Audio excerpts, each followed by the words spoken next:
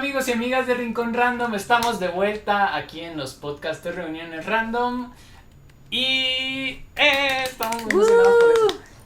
Bueno, hoy, ya que vamos a lanzarlo en estas épocas post Halloween y por el Día de los Muertos y todo eso, tenemos un tema muy tenebroso y vamos a hablar de literalmente lo tenebroso en la cultura. Mi nombre es Manuel Uchotre, mucho gusto, y estamos con Sofi, Lu, hola a todos, espero que estén muy bien y muy contenta de retomar estos podcasts, la verdad.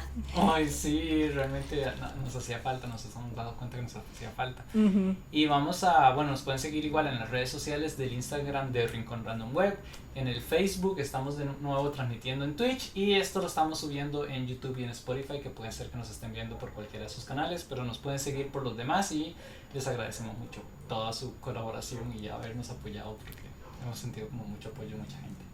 Sí, gracias. Ahora sí, un poco antes de empezar con el tema, Sofi, ¿cuál es su obra de miedo favorita? Bueno, yo la verdad es que soy un poco miedosa, ¿verdad? Sin embargo, siempre este tema me ha entrado un poco de curiosidad, entonces dentro de lo que yo soporto, mi obra, por lo menos literaria favorita, es Drácula. Creo que ese libro o esa historia fue la que me atrapó. Sí, en realidad sí, es la que me atrapó y me hizo entrar, me hizo una espinita ahí de cling, ¿verdad? Por esta parte, digamos, del terror, digamos, lo tenebroso, el miedo, eso sí, dentro de mis límites de aguante, ¿verdad? Pero sí, sería Drácula, me gusta mucho el personaje, el estilo de la escritura también me encanta, y digamos, y cómo, qué diferente también, porque siento que es un poco diferente al terror de la actualidad, ¿verdad? Entonces, por ahí también ahora comentamos, ¿verdad? Ese tipo de detalles que son un poco distintos, que fue lo que me atrapó, digamos, como para investigar un poquito más. Tal vez no lea mucho miedo, no vea mucho miedo, pero sí me gusta como investigar el por qué este género genera tanta curiosidad y tiene tantos fanáticos. Sí, a mí me pasa parecido. Yo, digamos, en el cine casi no soporto el miedo. He visto algunas películas, no muchas. Igual en los videojuegos, no soy de videojuegos de miedo, me encantan las historias. Pero en libros sí he leído un poco más. A mí me encanta lo que es el terror cósmico de Lovecraft, que quienes me conocen, ¿verdad? Soy demasiado fan de Cthulhu y todas estas historias que crean. Y del terror gótico también. A mí, creo que mi favorita sería En las montañas de la locura o El color que cayó del cielo. Igual, porque ahora lo vamos a tocar un poco, pero la diferencia del cómo se aborda el género del terror en las diferentes épocas, me gusta más el de esas épocas de 1880s, por ahí, como el terror gótico, el terror cósmico, que el de la actualidad. No sé si es porque me gusta más leer, pero el del cine no lo digiero bien. Uh-huh. Creo que es eso. En los juegos me encanta, pero es por pendejo. Ahí sí es por 100% porque me impacta mucho. Digamos, siento que me impacta más un videojuego de terror que una película de terror. Y las películas me chocan algunas veces sí es como, sí dan miedo, pero no es tanto la sensación que tenga un libro que lo disfruto, te encasilla un montón esa atmósfera. Y los videojuegos, que eso sí son muy fuertes en algunos casos, fueron los ejemplos que vamos a tomar. Uh-huh. Sí, yo creo que yo prefiero, no juego juegos de miedo como tal. Bueno, ahí he jugado uno que otro, ¿verdad? Ahora lo comentamos, ¿verdad? Pero sí, yo prefiero ver gameplays de videojuegos que las películas, porque el hecho de ver a la persona jugándolo y cómo reacciona la persona, como que me siento más acompañada que si yo voy a ver una película de miedo con gente, digamos. Siento que me siento como más acompañada, las reacciones de la persona son cómicas porque se asusta también, obviamente, entonces como esa interacción que hace el jugador en el gameplay, donde se asusta y reacciona y brinca, se ríe, etcétera, digamos, de los mismos nervios y todo, creo que eso me acompaña y me apapacha un poco más el susto, entonces yo digiero mejor los videojuegos que las películas. Creo que eso podría tener relación con que nos hace olvidar de que estamos en un escenario de miedo, porque al ver a alguien jugando es como, mira, esto es un juego, entonces mi cerebro como que puede desconectarse más de esa realidad de miedo, tal vez, ¿verdad? Eso Podría ser, sí, podría ser la verdad. Entonces, un poco de... hemos estado estudiando para que no crean. Un poco de lo que es el terror, el miedo, ¿verdad? En algunos ensayos, por ejemplo, Lovecraft, que fueron los que hemos estado viendo, ellos hablan de que el miedo realmente es algo que es muy... ¿Cómo se dice? Muy de la cultura humana, o sea, ha acompañado mucho a la humanidad en la civilización como la conocemos, ¿verdad? A lo largo de la historia. No sé si Sophie tal vez nos tenía ahí como que es tenebroso, o sea... Sí, bueno, yo traje un par de definiciones ahí como para ir uniendo como los hilos. Según la RAE, ¿verdad? Yo me guié por la RAE, ¿verdad? Bueno, lo que es miedo es una perturbación angustiosa del ánimo por un riesgo de daño real o ficticio. O imaginario. Entonces, el miedo, digamos, es esa emoción que se da, digamos, a la hora de sentir como que hay un peligro, ¿verdad? Y también traje la definición de tenebroso, que viene del latín tenebrus, tenebra, que significa carece de luz, que eso también tiene mucha relación con lo de miedo, el terror, etc. Y digamos, conseguí 3 definiciones, que es oscuro, cubierto de neblina, tiniebla, está lo sombrío, lo tétrico, muy desgraciado, o también está como lo hecho ocultamente o con malas intenciones, misterioso, perverso, digamos. Entonces todas estas, digamos, palabras, frases, tanto de tenebroso como de miedo, si las juntamos todas, siempre tienen como ese común, ¿verdad? Que es el terror, ¿verdad? Y lo tenebroso y todo este género que vamos a estar desarrollando ahorita, ¿verdad? Lovecraft mencionaba algo que él decía que uno de los miedos más, ¿cómo se llama? Más inmaduros de las personas que tienen en la infancia es a la oscuridad. Y ellos mencionaban mucho que era el miedo a lo desconocido. Y generalmente se habla que el mayor miedo de la humanidad es a lo desconocido, ¿verdad? Que por eso el miedo a la muerte, que por eso... Pero me puse a pensar un poco lo que hemos visto y estas diferentes cosas y diferentes palabras. Creo que también hay un miedo a lo que no le tenemos control. No solo a lo desconocido, porque igual, ahora que vamos a mencionar un poco más las películas, por lo menos el miedo actual, ¿verdad? Tal vez el miedo de aquella época era diferente al miedo actual, pero creo que es eso, el miedo a la impotencia y al no tener control a diferentes cosas. Porque en las películas hemos visto, y en las diferentes historias, hemos visto que realmente algunas veces son cosas que tienen explicaciones lógicas, que ya entendemos cómo funcionan y aún así tenemos miedo más bien por ese entendimiento, porque sabemos que se nos va a salir de control. Eso es como la perspectiva personal. Claro, no podemos decir que hay un miedo a y que el miedo es a esto, simplemente son diferentes formas de abarcar el miedo. Y Lovecraft, ahí con lo que Sophie estaba diciendo de lo tenebroso, la oscuridad y todo eso, mencionaba también que aquí todo hace referencias a Lovecraft. Estamos muy Lovecraftianos en este episodio. Sí, es que él tiene unos ensayos, si a ustedes les gusta leer, tiene unos ensayos de cómo crear el miedo, si les gusta la narrativa y todo esto, les va a gustar un montón. Pero bueno, mencionaba que lo principal es crear estas emociones y estos sentimientos, es decir, no solo crear una historia que tenga todo esto, sino que si te despierta esta sensación, ya la obra lo logró.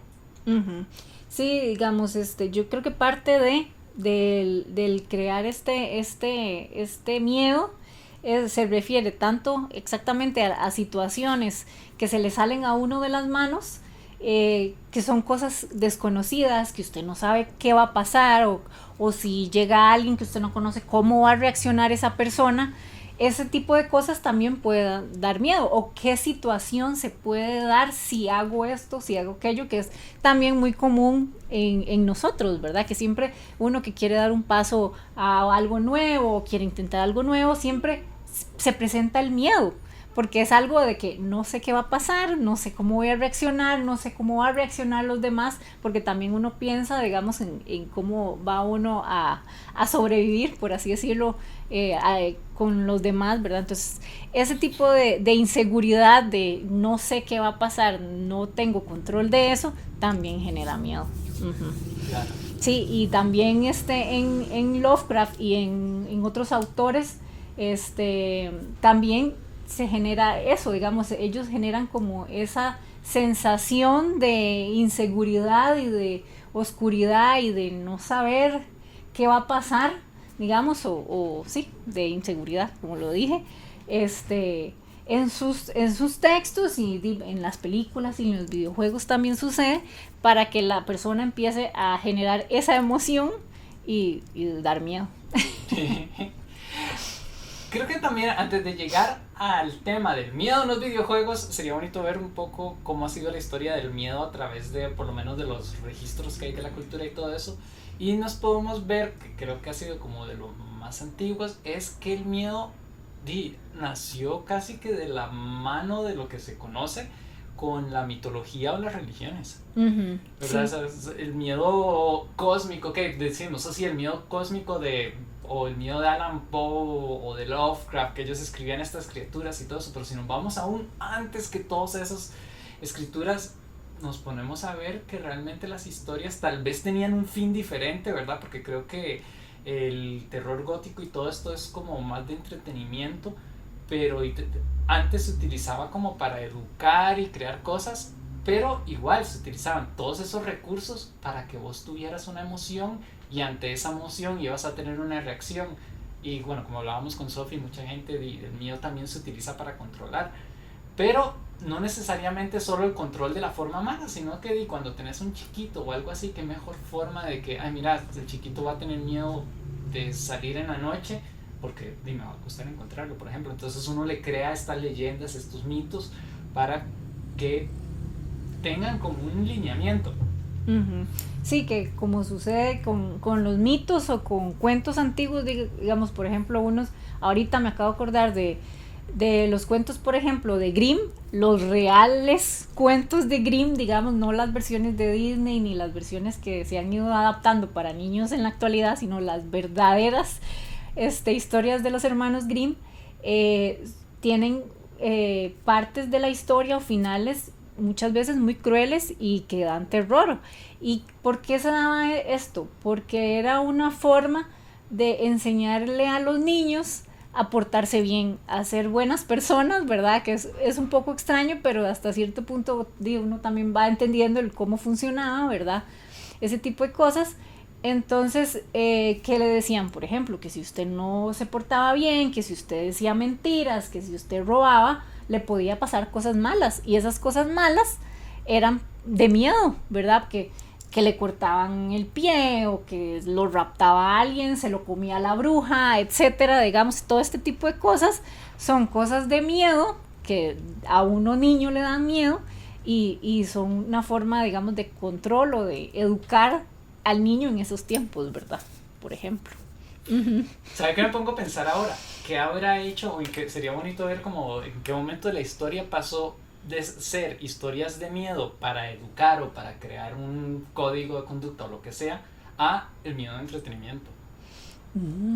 Sí, estaría interesante. Porque el miedo, sí, como lo conocemos ahora, en realidad, ok, tenemos juegos como Silent Hill, que es un mae que está perturbado, ¿verdad? Que tiene esas cosas y el miedo es consecuencia de sus acciones. Tenemos películas en que uno dice, mae, sí, es porque son tontos, entonces no sean tontos para que no llegue a eso, pero no están hechos como antes, que era para educar. O sea, incluso los cuentos de Alan Poe, siento que o sea, simplemente te crean esa sensación, ese desasosiego, pero ok, no hay moraleja detrás. O sea, estaría como interesante ver, sí, en qué momento se pasa de una fantasía o de una mitología a enseñar a una que simplemente sea como crear ese morbo, esa...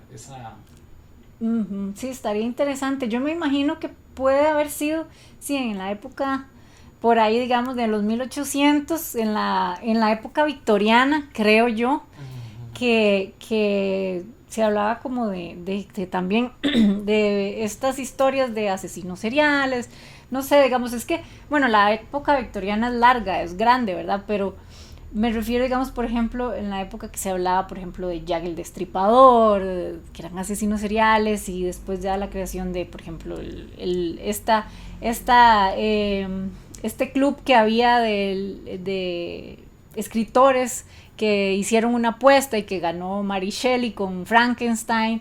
Después el hecho de cómo el autor Bram Stoker armó Drácula, ¿verdad? Porque al final si analizamos Drácula, es una serie de eventos que él investigó, que es de esta enfermedad de hemofilia y de epidemias de diferentes enfermedades que pasaron, y cómo entonces el autor fue recopilando todos esos detalles sociales y lo fue haciendo como una historia de miedo, y cómo llegó a decidir hacerlo así, ¿verdad? Porque es muy interesante también eso.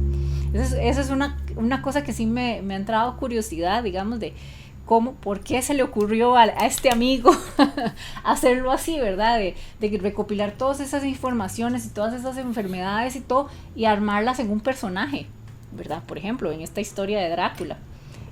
Es interesante, y sí, sería bonito poder encontrar eso. Saber el punto exacto.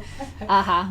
Uy, ahora que dice eso, una vez más, volviendo al miedo de la muerte o de las enfermedades o cosas así, me acuerdo que uno de los cuentos que sí me hizo clic con Poe, o sea, a mí me gustaban, pero no me habían dado como ese miedo fuerte, pero era uno que habían enterrado a alguien vivo. Entonces aquí no es solo el miedo a la muerte, es el miedo al más bien no morir. Al no morir, o morir en las peores condiciones, porque creo que también eso tiene mucho que ver, que es lo que ahora usted mencionó, que es ese miedo a qué va a pasar, digamos, de que me ponen en esta situación y no sé cómo reaccionar, no sé qué voy a hacer, entrar en pánico, o sea, uno entra en pánico porque dice, ¿qué hago? ¿Verdad? No tiene ni idea de qué hacer, entonces ahí entra el miedo, ¿verdad? Entonces creo que eso tiene relación también. Ay, sí, qué rajado. Volviendo a citar a los ensayos de Lovecraft, aquí explica algo muy interesante. Veamos un poco cómo se podría crear una obra de miedo, o qué categoría, cómo podríamos definir que algo de miedo de cierta calidad, no sé si de calidad sea la palabra, más bien como cualidades del miedo. Sí, cualidades del miedo, creo yo, digamos, o características del miedo, digamos, o sí, características para que una obra sea de miedo. Entonces vamos a entrar a la parte de características de la obra. Bueno, no, antes de llegar a eso.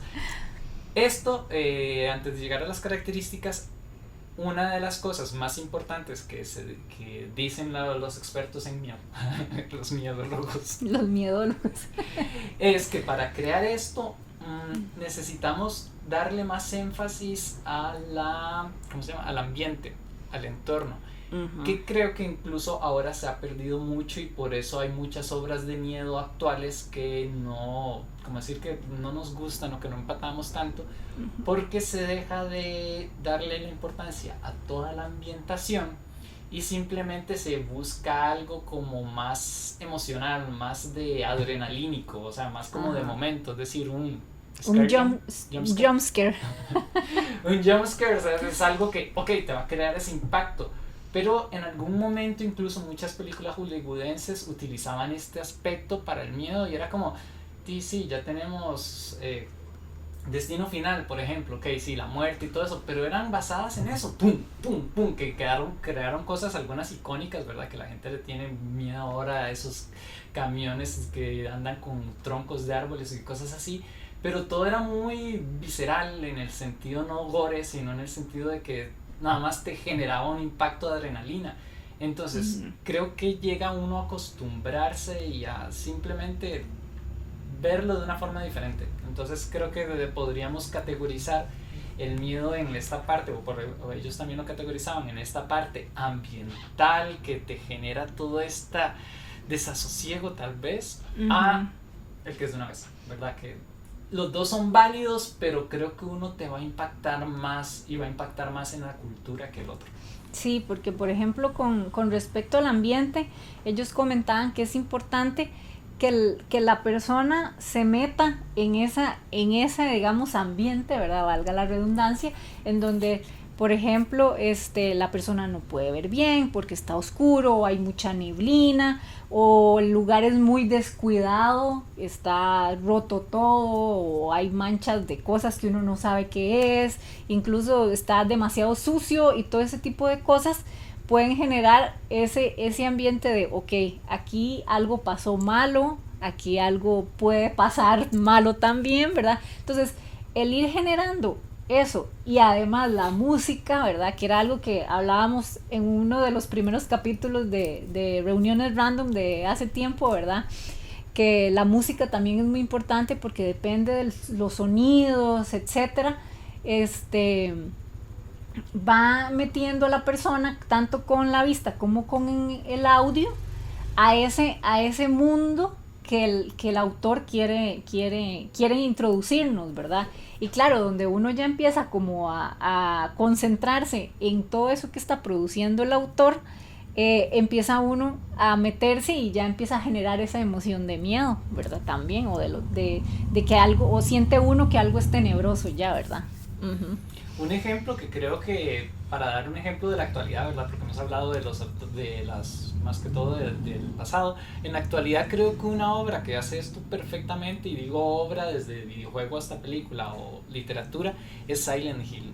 Uh-huh. Más que ahora que está el remake del Silent Hill 2, que incluso ese es muy diferente por los demás, por lo mismo, te crean una ambientación, pero la ambientación está a favor, y todo lo que pasa, porque sí tiene gore, tiene elementos viscerales, tiene cosas que, o sea, te asustan y todo, pero estos elementos están a favor de esta ambientación y para darle un sentido psicológico. O sea, estamos viendo que el Silent Hill es técnicamente un infierno dentro de la cabeza del personaje. Sí, claro, digamos, cuando empezamos a ver el gameplay, ¿verdad? Porque recuerden que yo no lo he jugado, solo lo he visto, ¿verdad? Vimos el gameplay, porque me da miedo jugarlo. Cuando uno, y no, o sea, realmente solo viendo el gameplay también da un poco de miedo, porque uno llega, ¿verdad? Y el personaje llega a Silent Hill, está todo lleno de neblina, está todo desierto, no hay gente, que ese es otro detalle, entonces claro, es más silencioso. Y si usted nada más escucha sonidos de cosas raras, ¿verdad? Obviamente ahí ya empiezan a sonar todas esas alarmas y empiezan a aparecer todo ese montón de características para que algo sea de miedo, ¿verdad? Que igual no hay mala visión, la música, el sonido, que empieza a sonar cosas raras, aparecen sombras extrañas que usted no logra identificar. Todo ese tipo de detalles es lo que va haciendo que el autor vaya ambientando a la persona y empiece a salir esa emoción de digamos, de miedo, y de que realmente diga, ok, esto es demasiado tenebroso, ¿verdad? Entonces creo que eso también es parte de... Creo que agregamos aquí, me gustaría ver por qué queremos analizar esto del miedo. Si a ustedes les gustan no solo las obras de miedo o cosas así, sino que también la creación, creo que es muy importante que, por ejemplo, bueno, yo soy Dungeon Master, entonces me encanta la parte de rol y la creación de narrativas de rol en general. Creo que esto sirve para tener un criterio de cómo crear uno una narrativa, ya sea en videojuego, en un libro, en un cuento, en algo que tal vez nunca vayamos a publicar, pero cómo crearla, porque en cierta forma son ejercicios a la imaginación, tal vez un poco extraños, pero son ejercicios que pueden como despertar esas emociones, porque al fin y al cabo un buen mensaje es algo que logra despertar esto. Un buen mensaje de miedo lograría despertar esto.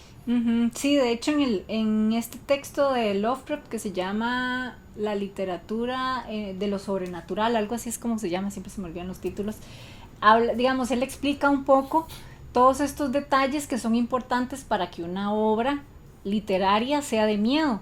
Pero exacto, si uno quiere generar algo de miedo en otros aspectos, como en una aventura de Dungeons and Dragons, o en un videojuego, o en una película, creo que ese tipo de cosas también pueden ayudar. Claro, en el texto, ¿verdad?, habla que también las palabras, el uso de ciertas palabras también son importantes, pero si logramos transformar esas palabras, digamos, como en ciertas características visuales o detalles visuales que pueden generar esa sensación de miedo, creo que por ahí también uno podría trabajar con ese texto y le puede funcionar de guía. Siento yo que eso podría funcionar también.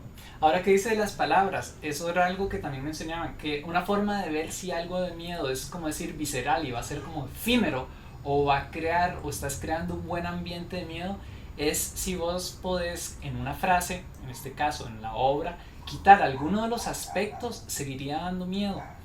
Por ejemplo, en Silent Hill, que era que comentábamos, ok, tenemos esos monstruos, incluso tenemos gore porque era demasiado desagradable, pero si nosotros quitáramos esos monstruos y ya no fueran tan de gore, seguiríamos teniendo el ambiente, seguiríamos teniendo la música, seguiríamos teniendo este desasosiego. Además, el solo hecho de andar paseando por Silent Hill sin monstruos ya te crearía una sensación perturbadora, digamos. O sea, sin monstruos o sin música, si cambiáramos alguno de esos aspectos, la obra seguiría teniendo esa consistencia. Entonces creo que en eso es lo que cabe el éxito de una obra de miedo o no. Sí, creo que sí, de hecho. Sí, hay que tener como ciertos detalles, porque sí, ahorita que lo comparamos con Silent Hill, hay otro juego, otro gameplay que he visto, ¿verdad? No, sí es juego, ¿verdad? Pero yo no lo he jugado, que se llama Fears to Phantom, que es, entiendo que es una compañía pequeña que recoge historias de miedo y ellos las hacen videojuego. Entonces, por ejemplo, hay una de las historias que es de un guardaparques que lo cambiaron de guardaparques para trabajar y entonces él empieza como o sea, la vida del guardaparques es el señor vigilando que no hagan cosas malas, etcétera. Pero ¿qué pasa? Digamos, es muy como muy tranquilo el ambiente y todo, pero ¿qué lo hace de miedo ese juego? Porque si lo comparamos con Silent Hill, la perspectiva en realidad no da miedo, porque es un guardaparques en el parque con árboles, animalitos y ya, el río y ya, ¿verdad? Pero ¿qué lo hace de miedo? Primero que es de las noches que empiezan a ver cosas extrañas, empiezan a ver gente que llega a hacer incendios, digamos, incendios no, a hacer fogatas y gente no autorizada. Bueno, la música y los sonidos ahí, hay jumpscares también, porque empieza a llegar gente que no debería estar en el parque o se hace pasar por esa gente. Entonces, claro, ahí es donde empieza como a generar ese miedo. Es interesante porque no tiene nada sobrenatural, nada, porque son cosas o sea, son personas, son objetos, son cosas como muy cotidianas, pero la forma en cómo lo trabajan y la historia, digamos, como tal, es lo que genera el miedo, digamos, en esas historias. Entonces, al final usted empieza a ver, bueno, lo voy a dejar aquí, no voy a comentar más, ¿verdad? Para no spoilear, ¿verdad? Pero el uso, digamos, que le dan ellos a ciertas características cotidianas, lo transforman, digamos, como en el miedo que le puede dar, digamos, a uno en una noche. Digamos, por ejemplo, usted está durmiendo y de pronto empieza a escuchar que tocan la puerta. Y en teoría usted está solo, no debería haber nadie tocando su puerta, ¿verdad? Porque en teoría todos los compañeros guardaparques están durmiendo y no hay nadie en el parque. Entonces, claro, hay sonidos que no deberían haber. Entonces, ese tipo de cosas, ese tipo de ambientación que empieza a generar el autor del videojuego, digamos, ahí en Fears to Phantom, es lo que hace que se vuelva de miedo. Digamos, a pesar de que no tiene nada sobrenatural, es la forma en cómo usa ese tipo de características. Entonces, creo que eso es importante también, saber jugar con eso, pensar muy bien cómo jugar con todas esas características que también pueden ser muy cotidianas, pero que pueden dar miedo. En narrativa, sobre todo en narrativa de rol, ahora que dice eso, pienso, una vez llevo algunas aventuras de terror, hay una cosa que me gusta hacer, que es primero que se acostumbren a lo cotidiano, es decir, que sea como, ok, digamos, este ejemplo, que toquen la puerta todos los días a la medianoche. Entonces todos los días a la medianoche, si te tocan la puerta, ya uno se empieza a acostumbrar. Entonces, aunque sea algo sobrenatural, aunque sea un monstruo, aunque sea lo que sea, ya no te va a dar tanto miedo como el aspecto. Entonces, de repente, vos, como que decir, creas una cotidianidad dentro del juego, ¿verdad? En el caso de pues... Sí, es igual. Sí, es demasiado chido, porque entonces creas esta cotidianidad. Entonces las personas, por ejemplo, yo les hago que tienen una percepción y siempre van a ver que hay algo viéndolos, hay algo viendo. Entonces, de repente ya ellos como, mira, ahí va a estar algo viéndonos. Pero de repente, cuando tiran, ven que ya no está, o que ese algo cambió, tiene los ojos pálidos o está llorando y antes no estaba llorando, o simplemente esta vez les saluda o les dice algo, cualquier cosa que rompe con una rutina ya empieza a dar miedo. Entonces creo que eso es otro factor que las personas que crean videojuegos y bueno, obras de miedo en general, pero en este caso videojuegos, logran hacer muy bien, es lograr mantenerte que no sea como tan rutinario, o lograr mantenerte una rutina y de repente cambiarla. Porque un juego como Silent Hill, por más bueno que sea, si de repente todo es igual y no hay como un avance o un cambio en la rutina, aunque sea una rutina sobrenatural que al principio vos te va a impactar pero ya después no, te va a generar de nuevo esta emoción. Que eso, ahora que me acuerdo, también en los juegos orientales Sí. pasa mucho también, digamos, por ejemplo, que hay un juego, ahí sí no recuerdo el nombre, que es de supuestamente una muchacha que ella trabaja en un café, una cafetería, ¿verdad? Como las cafeterías estas populares que empiezan con Star, ¿verdad? Por ejemplo, ¿verdad?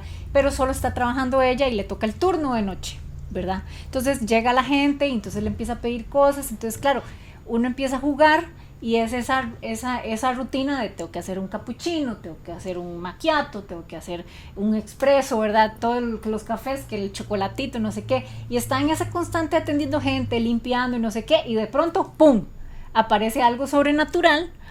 O porque también he visto que juegan también con cosas que, digamos, llega, por ejemplo, un acosador, porque eso también lo usan mucho, por lo menos en lo que he visto yo de terror japonés, digamos, en los videojuegos, tienden mucho a jugar tanto con cosas sobrenaturales, digamos como demonios estos que parecen como arañas, o ya cosas así como dragones extraños o algo así, o gente mala, digamos que es un asesino serial, que es un acosador, etcétera. Entonces juegan como con todas estas cosas de la rutina, ¿verdad? Y lo empiezan a uno a enrollar en esa rutina para después nada más lo asustan ahora sí. ¡Pah! Y le hace, y ahí sí meten lo que es el jumpscare, ¿verdad? Que ahí sí lo meten un poco, pero también le meten esa ambientación de que hay momentos en los que usted dice, me van a asustar, y tal vez no lo asustan. Es nada más generando ese suspenso de que me va a pasar algo, no le pasa, y ya cuando usted se relaja, ¡pam!, lo asusta. Porque eso yo lo he visto, digamos, mucho, por lo menos en los juegos de terror japonés, es muy así, digamos. Lo he notado.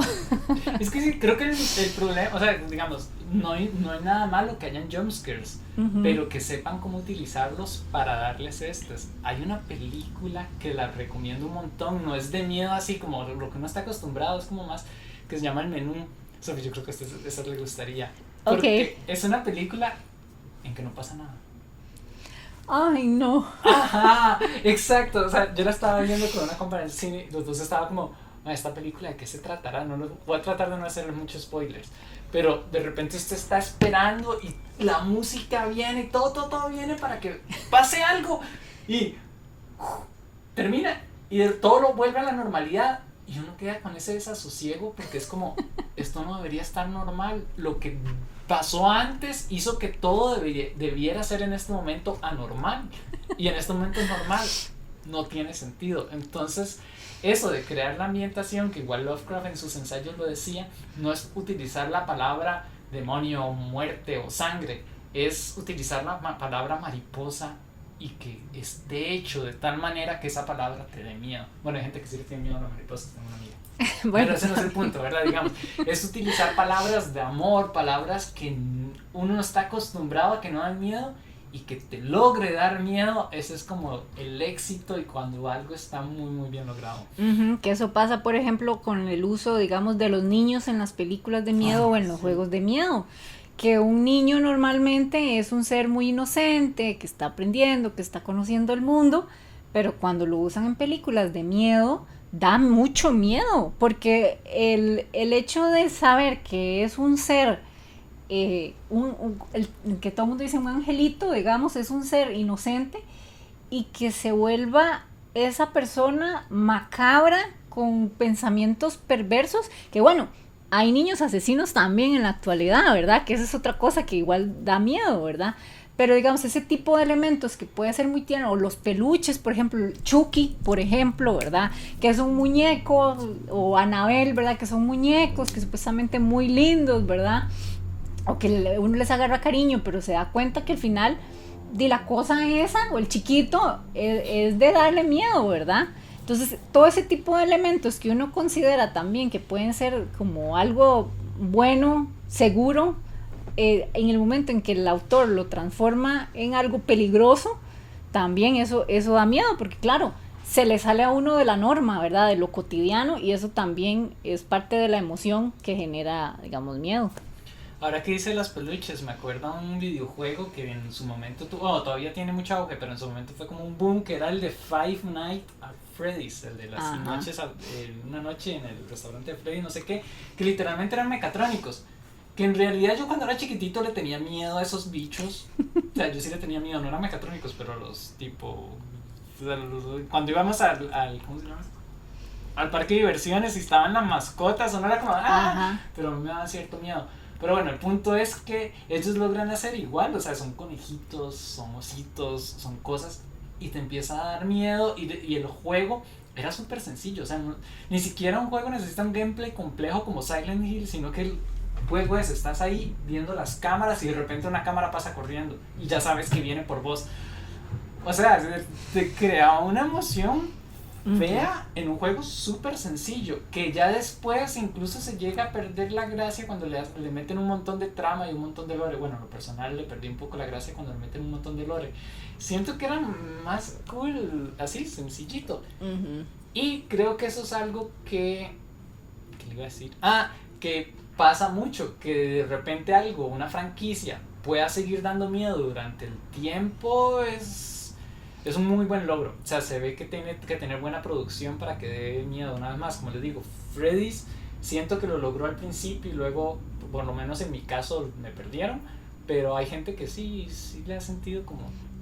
Sí, siento que eso también es importante, el saber cómo utilizar herramientas poco convencionales, digamos, dentro del terror. Eso también puede ser un plus, digamos, o una característica para generar terror. Es más, coméntenos, pónganos en los comentarios y tal vez en algún momento podemos hablar de alguna de las que ustedes pongan, qué sé yo, juegos, películas. No les prometemos jugarlo, pero vemos los gameplays. Eso sí. Para analizar y ver qué tan logrado está o qué tipo de terror es. Como les decimos, no lo hemos categorizado tanto en gore, psicológico y cosas así, pero sí más como en esto, en la ambientación a un jumpscare, que también es válido, pero es como más momentáneo. Bueno, el jumpscare ya vimos que sí se puede estar en todo esto, pero o sea, como algo visceral a algo más de entorno. Sí, es que también si comparamos un poco, digamos, el terror en la actualidad digamos, con el antiguo también, digamos, en la parte tanto gótica, victoriana y todavía mitología y todo eso, era el terror en ese tiempo era más de soledad, de esa sensación de melancolía, de sentirme mal. No era tanto del miedo que sentimos ahora, ¿verdad? Que es eso de que aparece algo de pronto, o aparece un bicho así de la nada, todo ese tipo de cosas. Entonces siento que ese tipo de sensaciones de terror de antes, que para nosotros es así, ¿verdad? Era el miedo en esa época. Y entonces ese tipo de visiones, digamos, de qué puede dar miedo y qué no, fue evolucionando y fue modificándose. Y claro, ahora el miedo actual es eso. Es el que de pronto me aparece algo de la nada, el que hay algo que no le resuena dentro de lo cotidiano que usted tiene y ¿verdad? Entonces creo que esa puede ser la diferencia entre el terror gótico antiguo, digamos, y el terror de ahora también.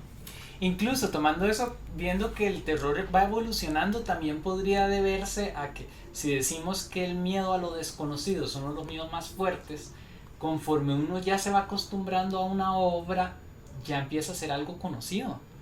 Por ejemplo, qué sé yo, los zombies. Tal vez en un principio, bueno, ahora son mucho de acción, pongamos, bueno, sí, no importa, los zombies. Digamos, empezamos a ver películas de zombies. En cuestión de unas cuantas películas ya uno va a sentir que los conoce. Entonces ya no te va a dar tanto miedo. Los fantasmas, incluso en una época que los exorcismos, todo lo del exorcismo pegaba. como la película del exorcista, el exorcismo de Emily Rose, el exorcismo de no sé quién, todas esas películas, sí. Sí, pero yo creo que la sacan ahora y la gente la va a ver como por cultura general, pero no tendrían tanto éxito y ya no están sacando, bueno, me equivoco, sí han sacado algunas cuantas de exorcismos, pero no es el boom tanto porque ya la gente es como, sí, ya sé de exorcismos. Ahora, qué sé yo, que estábamos hablando que ahora la inteligencia artificial podría ser un buen factor de miedo, pero siento que no ha tenido tanto pegue porque el miedo a la inteligencia artificial ya pasó. O sea, la gente todavía la tiene miedo y todo eso, algunas personas, pero la época en que hicieron el miedo a las inteligencias artificiales ya tuvo su boom, ya la gente se acostumbró, entonces verlo en una pantalla no va a tener tanto pegue como algo diferente que no sé qué. Sí, sí, claro, porque ya después va agarrando esa cotidianidad. Que por ejemplo, un ejemplo de eso, digamos, de cómo uno va cambiando el miedo, ya no le genera miedo. Siento que la película ideal, que no es de miedo, esa película no es de miedo, pero siento que eso ha cambiado mucho, es Hotel Transilvania. Siento que esa película genera mucho ese digamos, nuevo, digamos, ese pensamiento de la humanidad de que antes era de miedo y que ahora no, ¿verdad? Perdón si spoileo a alguien, pero ya la película ya tiene su tiempo, ¿verdad? Pero digamos, es como, digamos, como empieza a desarrollar la película en donde Drácula está escondido porque la gente es mala y hay que estar separado de los humanos, ¿verdad? Que también es vacilón porque él le tiene miedo a los humanos porque murió la esposa por culpa de ellos, etcétera, ¿verdad? Entonces está como ese de tengo miedo, pero a la vez los asustamos, etcétera, ¿verdad? Y ya al final de la película, cuando ellos pasan por el pueblo y todo el mundo es como, soy demasiado fan suyo, ¿verdad? Entonces es muy loco cómo, de verdad, si nos vamos desde que se creó Drácula, antes ese personaje a todo el mundo le da miedo, se hizo esta película Nosferatu, que también es un tipo de vampiro, ¿verdad? Hay un montón de obras relacionadas a vampiros que eran obras de miedo en su época, ¿verdad? Y como ahora, por ejemplo, en Hotel Transilvania, está todo el mundo disfrazado de vampiro porque es un festival de monstruos, ¿verdad? Y todos son fan de Frankenstein, de la momia, de Drácula, etcétera, ¿verdad? Y cómo cambia eso. Al final, ese tipo de miedo se hizo muy cotidiano actualmente y por eso es que también evolucionó, digamos, el tipo de miedo de la antigüedad al actual. Siento que eso por ejemplo, siempre desde que yo vi Hotel Transilvania siempre sentí como que esa es como la explicación. Se me ha olvidado esa película, por eso hasta ahorita la saqué, porque yo mira, sí, esta es una buena explicación del por qué ha evolucionado también el miedo, porque ya las cosas, que también lo había dicho Manu, ya las cosas que daban miedo en la época pasadas ya no dan miedo, sino que se fueron haciendo cotidianas y ahora el miedo es otras cosas, ¿verdad? Yo creo que ya el miedo es a perder trabajo o a estar sin plata o enfermedades, no sé, digamos, hay nuevas enfermedades o por ejemplo otra pandemia, creo que ese es otro miedo que todo el mundo tiene. O sea, ya los miedos van cambiando igual que la sociedad, creo que eso también tiene mucho que ver. Ahora que dice cambios de miedo, hay un miedo muy actual que es una película que acaba de salir, La Sustancia, no sé si usted la escuchó. No, esa no. Esa es de horror corporal. Yo no la he visto porque no pude ver el trailer ni siquiera, o sea, yo tengo cosas, pero sí estuve leyendo un poquillo porque nos gusta un poco leer, investigar de eso. Pero es algo curioso porque es un cosmético. Es un cosmético nuevo, una sustancia nueva que te hace, o sea, no voy a lanzar ni spoilers porque yo sí me la spoileé, pero no puedo hablar mucho de ella porque no la vi, pero es como una sustancia que te saca un doble de ti más joven. Entonces es una chavala que tiene miedo a ya no ser vigente porque ya no es bella, ella era hollywoodense, tiene todo esto de entonces ya no tiene la belleza, entonces lo mejor es esta sustancia. Pero primero tiene efectos de horror corporal increíbles. Me imagino, ya me siento asco. Sí, no, yo vi el trailer. Es más, hay un afiche, que vi el afiche y yo, pues, para que vean por qué no podemos ver esas cosas. Pero el asunto es que este horror corporal no es como otras películas de gore que estaba hablando con Sophie, que hay gore que no nos gusta, en realidad que te da asco, te da náuseas, pero no me gustó. Entonces, esta crea todo eso para darte este entorno de que ya no estás teniendo vigencia, te vas a quedar sola eternamente, ya no te quieren, no te van a contratar, estás perdiendo todo lo que lograste. O sea, no es solo el horror corporal de que sale, sino, o sea, como les digo, uno lee el resumen y el solo leerlo, sin leer los detalles del horror corporal, te crea esa sensación de desasosiego. Entonces, estamos teniendo esto a un miedo muy actual, quedarse sin trabajo, perder la belleza, ya no te van a querer, o sea, cosas muy simples para llevarlas al cine, pero lo logran muy bien, porque uno no ha visto un juego donde perdés el trabajo. Uno diría, en cambio, un juego, ¡hoy! Ese Lethal Company, un juego que no digo que sea un buen juego de miedo porque no te crea toda esa atmósfera, pero te da este horror visceral que es bueno. Te van a echar del trabajo, pero ahí va incluida la muerte. Exacto, te van a echar del trabajo, y que te echen del trabajo es que te van a matar, es verdad. O sea, tienen que jugarlo, es hasta cómico, pero es muy divertido, la verdad. Tiene estos factores, el ambiente, vos no ves bien, vos hablas por el micrófono en el juego. Entonces, por ejemplo, yo hablaba con Sophie y de repente la dejaba de escuchar y me entraba pánico porque no sabía si estaba muy lejos de ella, entonces me tenía que devolver, la habían matado, y si la habían matado yo ya estaba solo. No me daba miedo que llegara el bicho y me mataba, sino que yo ya estaba solo en ese lugar y me tenía que devolver y ver el cuerpo de ella si era que estaba, y cuando te devolvías y la empezabas a escuchar era como... No, y que incluso es muy divertido porque si usted se topa con su compañero muerto, el mismo personaje se pone nervioso y entra en crisis o sea, le da el shock, ¿verdad? De, pucha, se murió, ¿verdad? Entonces, como que también afecta eso al personaje, entonces es muy gracioso, ¿verdad? También, o sea, es gracioso en realidad, pero también tiene mucho jumpscare y también le da esa sensación de angustia, ¿verdad? Y de miedo. Y al final, el rollo es que la pantalla era de miedo y bichos y todo, pero el miedo al final de que llegaras y no habías recolectado lo suficiente para que te echaran del trabajo. O sea, ¡qué maravilla! ¿Cómo hicieron que el miedo a quedarse sin empleo estuviera en un juego? Entonces, son cosas muy locas que realmente merecen, ¿verdad? Mención. Bueno, bueno, como para ir dando más ejemplos de todo esto, bueno, además de Silent Hill, creo que uno que también no es tanto de miedo como tal, pero también puede dar como esos sustillos o esa angustia, es Resident Evil. Siento que ese juego empezó como muy de miedo, después entiendo que pasó como un poco más de acción y ahora tiene como una mezcla de los dos. Por ejemplo, yo, ¿verdad? Ya saben, no he jugado, pero sí he visto el gameplay. Este último, el Village, a mí me encantó y yo no soporto los zombies, me dan asco. Pero a mí ese videojuego me gustó mucho, me generó angustia, pero a la vez me divertí mucho viendo los gameplay. Y creo que aplica ahí un poco de todo, tiene tanto acción como miedo, ¿verdad? Y de pronto a usted le aparece el bicho, o por ejemplo uno de los jefes, ¿verdad? Que es por ejemplo esta muñeca de marioneta, que para mí es la parte de miedo más fuerte que tiene el juego, y la verdad es que, o sea, da mucho miedo realmente.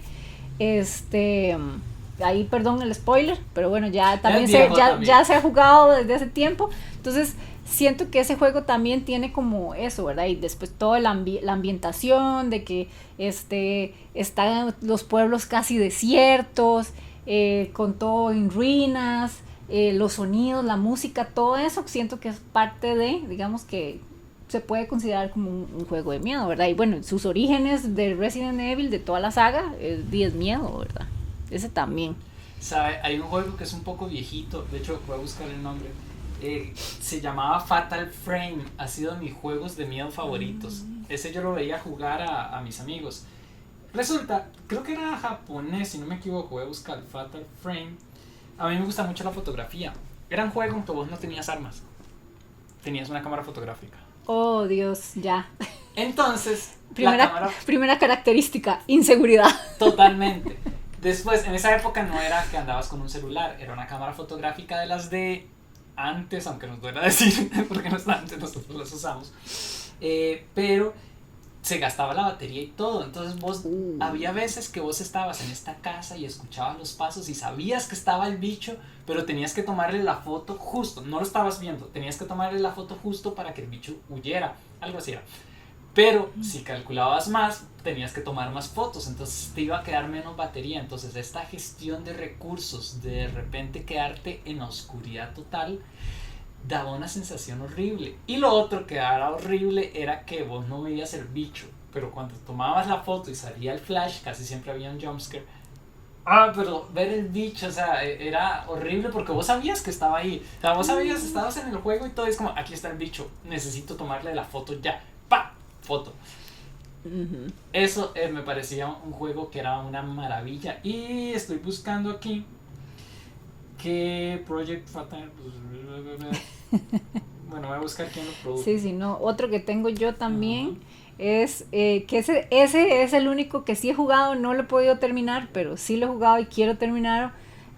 Es Little Nightmares, Pequeñas Pesadillas. Sí. Ese, digamos, tiene como, es tenebroso y es animado, pero digamos, las características de los monstruos, digámoslo así, que salen ahí, digamos, y sus figuras y sus características físicas generan miedo, por lo menos a mí me generan miedo, y siento que sí, generan como esa angustia de necesito pasar la pantalla, ¿verdad? De uy, me van a atrapar, etcétera, ¿verdad? Y la historia, ¿verdad? Completa. Yo sí ya me spoileé toda la historia porque la verdad sí me gustó mucho. Entonces terminé viendo los gameplay, digamos, de los otros juegos. Y es muy buena porque incluso el final da miedo también. O sea, el final del juego también da miedo. Uy, no, sí. No, demasiado. Da miedo también. Entonces, o sea, toda la historia es súper macabra, digamos, desde el inicio de cómo este chiquito va o duendecito, o no sé cómo, no sé exactamente qué es, va sobreviviendo y cómo se va desarrollando en toda la historia. O sea, y da miedo. Entonces siento que Little Nightmares hasta cierto punto también puede ser una historia tenebrosa. Totalmente. Uh-huh. Sí, estás viendo, Fatal Frame es creación japonesa. A ver, Por sí. eso le va a gustar, es muy diferente. Pero ahora que dice eso de que el final te deja... así como los chistes tienen un punchline, ¿verdad? Tipo el chiste que está contándose repetido y al final uno es como, ay, no tiene gracia y ¡pum! Se lo cambian y ya viene la gracia. Eso con el miedo. O sea, una obra que, ok, puede ser que se mantenga y que el final te deje, oh gosh. Es... Ay, sin palabras. Hay una obra de Lovecraft, para variar. Se llama Polaris, creo. Es de una estrella y te empieza a narrar que hay una batalla, hay un guardián. Este guardián no sirve para estar en la batalla, no sirve para estar en la guerra, muy somnoliento. Se queda dormido. Ay, por eso me dio tanto miedo. Se queda dormido en ciertas zonas y todo. No les voy a contar el final para que la lean. Son como 4 páginas. Búsquenla, Polaris. Pero al principio te describen una estrella en el firmamento, como te lo describe, da un montón de miedo. Pero el final te deja como, por Dios, ya devuélvanme todo lo que no sabía de esto. E igual, Little Nightmares, el final es como, mae, yo estaba jugando esto. O sea, Ajá, sí. Es muy, muy loco, la verdad, muy, muy loco. Yo siento que sí, o sea, aplica muy bien. Obviamente no da tanto miedo como otros juegos o como películas, pero sí da esa sensación de angustia, digamos, en ciertas pantallas y con ciertos jefes y eso. Porque claro, él está huyendo y está sobreviviendo, entonces claro, toda esa angustia que tiene el personaje se va metiendo uno y termina uno también ahí asustado y todo, y claro, ese final que fue así, cachetada para mí. ese sí no lo spoileé, vale la pena, aunque sea un Sí, spoiler cachetada viejo. para mí. Sí, es fuerte. Vean, para que vean el nivel de tolerancia, Sophie dijo que ella no soporta juegos y jugó ese. Yo no lo jugué, o sea... ¿verdad? Sí, digamos con películas, por ejemplo, yo Exorcista no la vi, pero sí he visto, digamos, como las escenas fuertes, digamos, sí sé de qué trata, etcétera, pero así como seguida nunca la he visto, por ejemplo. Yo la que he visto de miedo es Carrie, de Stephen King, pero la antigua, porque la moderna me da un poquito de perecita verla, dicen que no es muy buena, ¿verdad? Pero bueno, Carrie trata de una chica que la mamá es súper cristiana, fuerte, ¿verdad? De que le prohíbe muchas cosas y es muy, muy cerrada, ¿verdad? Y esta chica también la tienen muy cerrada. Y entonces, debido a ese control tan fuerte que tiene la mamá, en el colegio recibe bullying. Y entonces, digamos ahí el spoiler, porque no tiene sentido ya esa película, ¿verdad? Ella empieza como a tener como poderes, por así decirlo, de reacción ante tanto bullying. Y entonces termina ella sin querer matando a todo el mundo. Porque ella entra en shock. Ajá, es Ajá. Esa. Sí, claro. Y no es, o sea, no es de miedo como tal, digamos, para mucha gente, pero por lo menos yo sí considero que es de miedo porque sí tiene esas características, digamos, de que, digamos, también la han ido controlando con cosas de miedo y ella pasa asustada y o sea, tiene tantas situaciones ahí, además de la ambientación y todo ese control de que a la señora se le sale las manos, etcétera, y la chica no sabe cómo reaccionar y tiene miedo constante también sobre el bullying y todas estas cosas, ¿verdad? Que claro, la chica explota y se transforma, ¿verdad? Esa es una película, digamos, que yo sí acepto que vi. Y otra película que sí yo sé que mucha gente dice no es de miedo, ¿verdad? Pero es suspenso en realidad, pero siento que sí tiene algo de miedo porque si uno tiene un pequeño jumpscare, o por lo menos para mí tiene un par de jumpscares y tiene un plot twist fuerte, es Los Otros.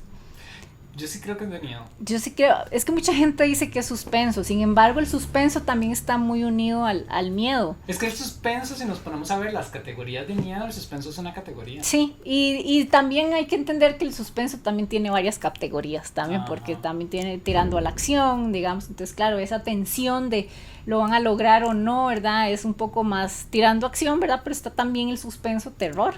Lovecraft decía que para que algo fuera miedo tenía que tener prácticamente tres cosas. Una, que primero te captara tu interés. Uh-huh. Es decir, o sea, perdón, ahora seguimos, me trabé. La cosa es que captara tu interés. Entonces, esta de Los Otros capta tu interés. Querés saber qué está pasando, querés saber más de esto, ¿verdad? O sea, simplemente eso, no está metiendo nada otros factores. Uh-huh. Luego, que te empezara a generar, mira, como una incomodidad, una intriga de no sé qué está pasando, ¿verdad? O sea, que esta intriga la llega a generar. Y luego decía que también viene el momento en que sientas que se te sale de las manos. Ajá. Entonces, Los Otros, que si no la han visto y les gusta esto, o sea, tienen que verla, es como el 98, 2001, por ahí. Sí, por ahí. O sea, pero tiene estos tres elementos. Entonces, ok, no tenemos los elementos de que creemos que es el terror actualmente, pero tiene como los tres elementos principales. Ah, bueno, y el último que decía que era como el cuarto, pero que estaba de la mano del tercero, es que te dejas ir al miedo de que simplemente te das cuenta que ya no está en tus manos.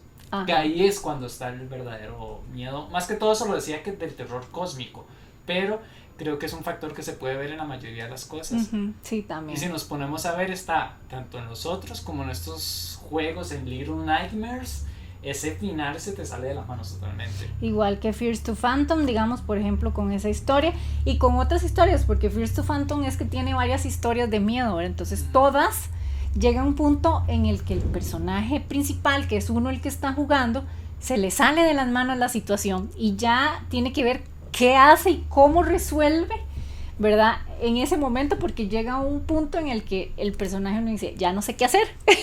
Y ahí es donde entonces hace clic, ¿verdad? El juego y termina uno asustándose, ¿verdad? O termina pasando algo y se logra escapar, etcétera, etcétera, ¿verdad? Es que sí. Incluso Silent Hill, si bien tiene algunos finales que son como más controlados, es como que vos puedes controlar el personaje. O sea, hay finales en que se te salen de las manos totalmente.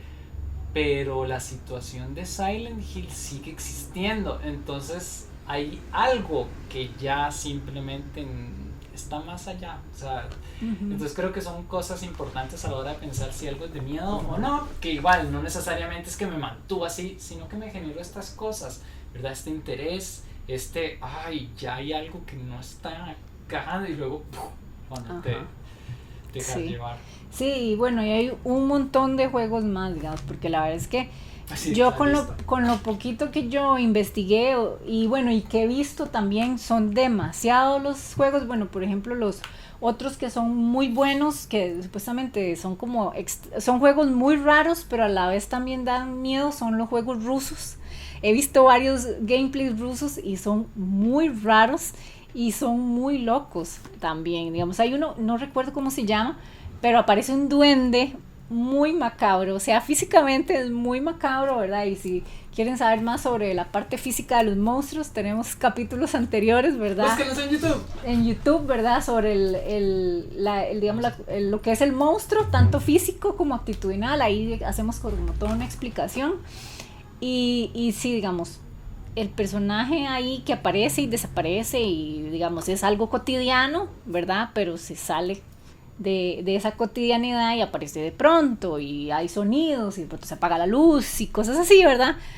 También da miedo y es muy loco porque son cosas, esos juegos son como muy sencillos, pero sí tienen como tienen esos jumpscares y después el ambiente sí lo logran acomodar de que estoy solo, no hay nadie, se va a quedar solo hoy en la noche, ¿verdad? Entonces ese tipo de cosas es fuerte. Sí, y en libros, en películas adaptadas a libros estaba pensando que de Lovecraft uno casi no ha visto ninguna película basada totalmente en Lovecraft, y es que algunas veces, digamos, así como vamos a hablar del terror en los videojuegos es diferente al terror en las películas, que es como muy difícil hacer lo mismo, el terror en libros algunas veces es imposible simplemente adaptarlo, por lo menos a mi opinión personal, adaptarlo a películas. Tenemos el caso que de intentos, bueno, como les digo, de Lovecraft no he visto alguna adaptación que haya pegado ni siquiera. Hay una del color que cayó del cielo, que esa me interesa, pero es más fácil adaptarla por el estilo del libro, pero muchos otros no. Al punto que quería llegar es Stephen King. Él, muchos lo consideran uno de los maestros contemporáneos del terror y todo eso. A mí me parece cool algunas cosas, no he leído de todo, por eso no puedo opinar muy a profundidad, pero sí en las películas. En las películas hay malas adaptaciones. Digamos, está la adaptación esta de El Resplandor, esa me parece genial porque logra crear o sea, me van a matar los que leyeron el libro porque saben que van a saber que es muy diferente, pero me parece buena porque logra esa sensación de ellos, el aislamiento, la soledad, que era como el mayor terror, y obviamente el asesinato y todo lo que empieza a pasar dentro de ese lugar, pero era porque esta persona se empieza a volver loco. La primicia es que unas personas aisladas mucho tiempo se van a volver locas, entonces pasa eso en grandes rasgos, ¿verdad? O sea, pero por ejemplo en It siento que hicieron una película de acción, no una película de terror. Y si uno se pone a ver, Stephen King hay cosas, algunas lecturas que uno las lee y sí parecen de terror, pero si las lees así como fríamente, sí tienen mucho de acción. Entonces creo que ese es el problema de algunas veces adaptar una obra de cine a videojuego, de libro a cine o de libro a videojuego, o incluso de oralidad a juego o de oralidad a lectura, porque la gente dice es que el libro siempre va a ser mejor. No necesariamente, hay películas que yo creo que tampoco se podrían adaptar a los libros porque no, a la hora de narrarla no encajarían, simplemente a la hora de escribirlo y vos leerlo no te va a crear las mismas emociones. Es que son obras diferentes y muchas veces la idea solo funciona para ese estilo, digamos.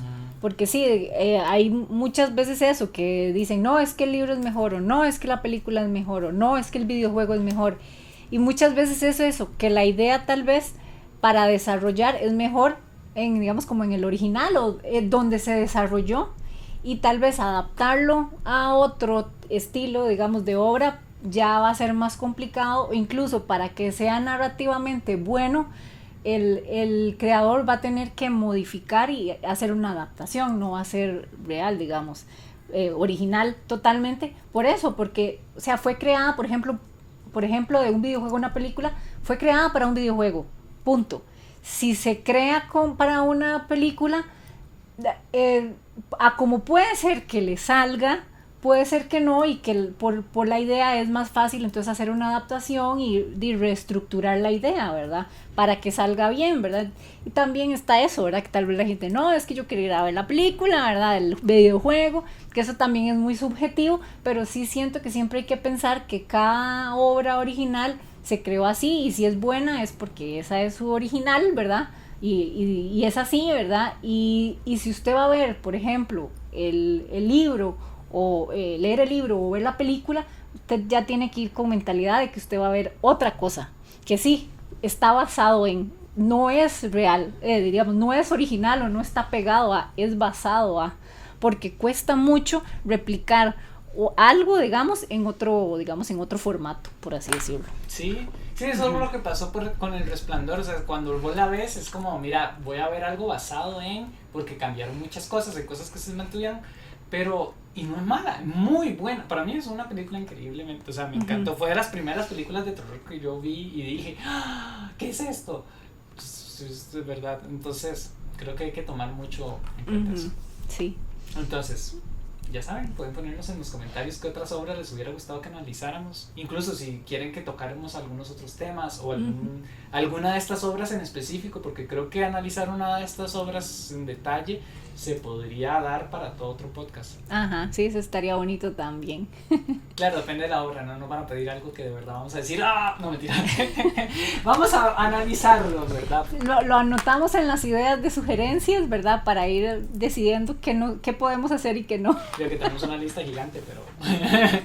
Pero sí, igual se aceptan sugerencias. Exacto. Y Sofi, ¿algo de cierre? Bueno, no, muchas gracias, ojalá les haya gustado el episodio, sí, ahí comenten si qué les llamó la atención, si tienen ahí como algún comentario extra, también si tienen videojuegos ahí que ustedes consideren que estas características que mencionamos las tienen así plasmadas, o ciertas características más o menos, ¿verdad? Ahí también, y no, ahí nos vemos en el próximo episodio. Sí. Incluso si no les parece, si de repente dicen, no, para mí eso definitivamente no puede sí, ser claro. mío, o le hace falta una característica, no son solo las que ustedes mencionaron, entonces lo vamos a tener en cuenta. Y muchas gracias. Si les gusta esto, un gran apoyo sería que lo compartan, que le den me gusta y que nos sigan en las redes sociales que pueden. Estamos en Facebook como Rincón Random, en Instagram como Rincón Random Web, en Spotify y YouTube como Rincón Random también. Y nada. Y en Twitch. Y en Twitch, que ya estamos streameando. Que estamos empezando a streamear, vamos a ver cómo nos va. Exacto, la idea es que el proyecto vuelva por lo menos pasito a pasito. Tal vez un día podamos hablar un poco del proyecto. Sí, también, eso está bonito. Pero bueno, nos estamos viendo en la próxima transmisión, el próximo podcast. Perdón porque esto está grabado. Sí. Chao. Chao. Muchas gracias.